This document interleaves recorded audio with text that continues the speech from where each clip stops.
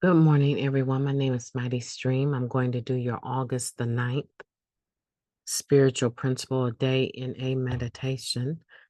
Greet you this morning. I hope you're doing well. Let's go ahead and get into that meditation. It's entitled Practicing Tolerance and Self-Acceptance. As we learn to gently accept ourselves, we can start to view others with the same accepting and tolerant heart. Just for today, expectations, July 29th. Working an NA program uncovers a considerable need for self-acceptance, and slowly we proceed on that journey. Our work also reveals that the people who get under our skin the most are among our greatest teachers. Just like us, they deserve our acceptance and empathy. There's a reciprocal relationship between self-acceptance and tolerating others who bug us.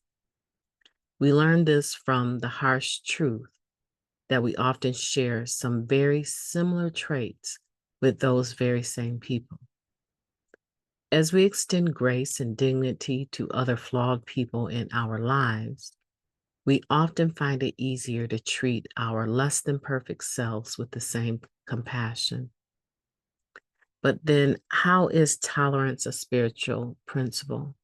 Shouldn't we just be unconditionally loving and accepting of everyone? Earlier in my recovery, a member remarked, I rejected tolerance as a spiritual principle because when I practiced it toward the person who was driving me nuts, there was nothing spiritual going on in my head. I wanted to go right to acceptance or scratch their eyes out. But now I see it as an act of love. Tolerance, in my mind, another member responded, is like a gateway spiritual principle. It's a layover on a multi-stop flight on the way to your final destination. Acceptance. Or it's an appetizer principle. A third member joked, you have it first to tide you over before the empathy entree. And maybe unconditional love is dessert. No matter how we slice it, tolerance helps us combat unrealistic expectations we place on others' behavior and our own spiritual condition. Whether we practice it with an open heart or through gritted teeth, it helps prevent us from acting out in fear or anger or expressing our impatience with others who may not be as far along in their journey as we believe we are. Today, when I practice tolerance, I'll know that it relates directly to my level of self-acceptance. I'll try to let people be where they are and focus on what I can change about myself to invite serenity in. Let's take a moment of silence followed by the we version of the serenity prayer. Moment of silence now, please.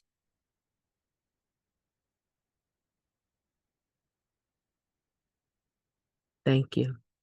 God, grant us the serenity to accept the things that we cannot change, the courage to change the things that we can, and the wisdom to know the difference. Just for today, please and thank you. I really like how this meditation talks about at the beginning in regards to practicing tolerance and self-acceptance, that we can start to view others with the same accepting and tolerant heart as a result, right, of being more gentle and accepting of ourselves. That heart, right, accepting and tolerant heart is what is on my mind. Because a lot of times what I project has a lot to do with what's inside of me. it's easier for me to be kind and gentle and considerate with others when I'm in the mode of feeling peaceful, kind, and gentle and accepting of myself, where my view of myself is right side, basically humble, right? When I'm being humble and able to give myself some grace, some room for whatever's going on and however I'm feeling without attaching bad or good to it, but just allowing it to be. And when I realize that does not define who I am, these feelings do not define who I am. It's the fact that I'm human that I have feelings. It's not the feelings that make me human, right? It's the fact that I'm a human being and I have these emotions, I have these feelings, and not all of them are great. Sometimes they're not so great, but that does not make me a bad person. And when I allow that awareness to take root, it's easier for me to extend it. Let me give you an example. Seeing how we have all these other examples in here, let me give you my example. I like how it compares it to, self-acceptance being like a appetizer. I like all of that, right? But this is what it comes down to. I was in a meeting, and in the meeting, the discussion came up, like the GSR was reporting, and it's very unusual for the report to be given in the beginning of the meeting, but every meeting is autonomous, right? So this particular meeting I was in, the report was being given as part of the secretary's report, the GSR report actually, but the report was being given in the beginning of the meeting. And in the most kind, gentle, diplomatic way, the individual indicated that a huge topic at the business meeting was cross-talking. People were becoming upset that certain chair people and also members were cross-talking, basically giving direct advice, speaking to someone directly, using their names in the share. And when the report was done being given, obviously, there was a lot of crosstalk. Everyone there seemed to have felt that it was about them. They seemed to have felt that they were the ones that had caused the problem. You know why? Because the culture of that particular meeting is very cozy. The culture of that particular meeting is somehow has incorporated over the years this conversational piece, right? Where the meetings feel more like an ongoing conversation rather than a formal meeting. And for me to sit there, because it's a group that I don't always participate in, for me to sit there as an individual observing was very difficult for me to do. There was no way I was going to chime in on a topic that I felt literally had nothing to do with me, right? I'm visiting. This is not my home group, right? And so me adding my 2 cents in regards to what was already going on and feeling like uneasiness would not have been helpful. Because I personally would have indicated, why are we taking 20 minutes of a whole meeting to have this discussion, right? And the meeting only lasts an hour. It's not a very long meeting. So my judgment or view of it was there would have been a better time and place for the discussion. But I realized that that wasn't my home group. That wasn't my meeting. I'm visiting. And I exercise tolerance. I exercise self-acceptance.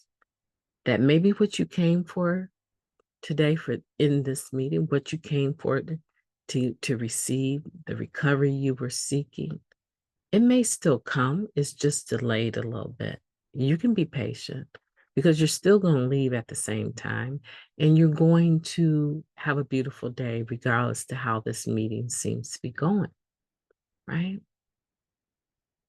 Because I had that awareness of myself, some self-acceptance about my place, if you will, in that particular group, which is no place. It's not a home group for me. I was visiting, right? I had the ability to sit back and not add any fuel to the fire. There was a person in that meeting that began to share almost painfully so.